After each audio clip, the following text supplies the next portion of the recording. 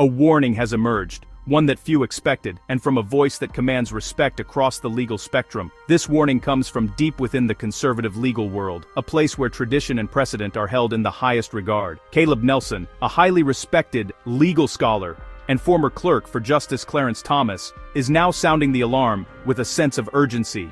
Nelson fears the Supreme Court is on the verge of granting the president sweeping new powers so broad they could threaten the very balance of American democracy and the separation of powers that has defined the nation for centuries. He's no alarmist. Nelson's scholarship is so influential that his work is regularly cited by the very justices he now cautions against overreach.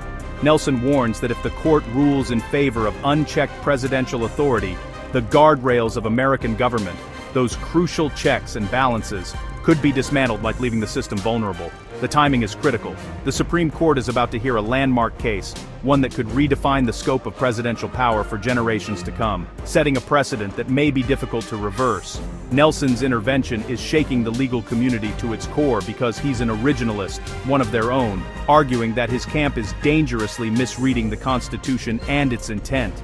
He urges the justices to look beyond the immediate legal arguments and consider the long-term consequences for the nation's future, warning that the stakes are higher than they appear.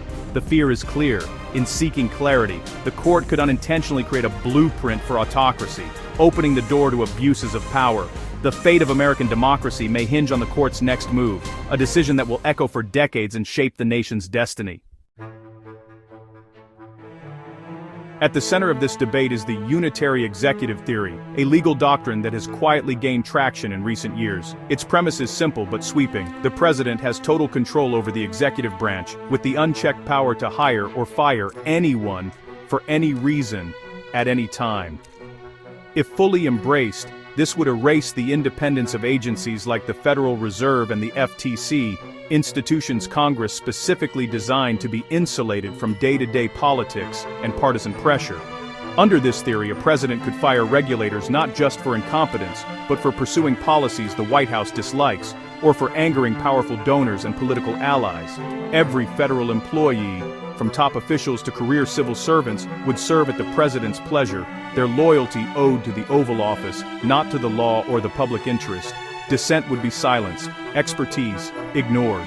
The professional judgment of scientists, economists, and regulators could be overridden by political whims. The machinery of government could be weaponized for personal or political gain, turning neutral institutions into tools of the president's agenda. Once dismissed as a fringe idea, the unitary executive theory now has powerful advocates on the Supreme Court, and its influence is growing. Supporters claim it restores constitutional clarity and accountability, arguing that a single, decisive leader is what the founders intended.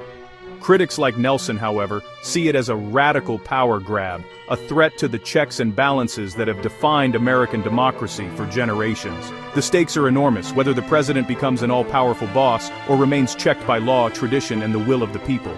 The outcome of this debate could reshape the very nature of American government, altering the balance of power for generations to come.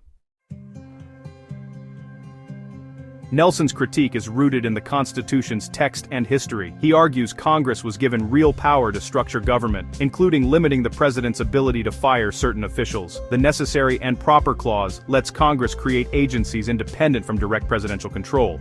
Early Congresses often set limits on presidential power, and these checks were seen as constitutional. The founders wanted a strong executive, but not unchecked power. Nelson's research challenges the idea that the unitary executive theory reflects original intent. His work gives constitutional cover to those who believe in a balanced, accountable government. This historic debate has now reached the highest court in the land, the Supreme Court. The justices are set to decide whether the president has the authority to fire the head of the FTC at will, a move that would overturn a long-standing precedent that has safeguarded the independence of federal agencies for nearly a century. If this precedent is overturned, it could dramatically weaken the independence of dozens of federal agencies, reshaping how government operates. The conservative majority on the court has already signaled some sympathy for the unitary executive theory, which would give the president far more direct control over the executive branch. But Nelson's scholarship provides the court with a possible path to preserve the crucial system of checks and balances, without opening the door to unchecked presidential power.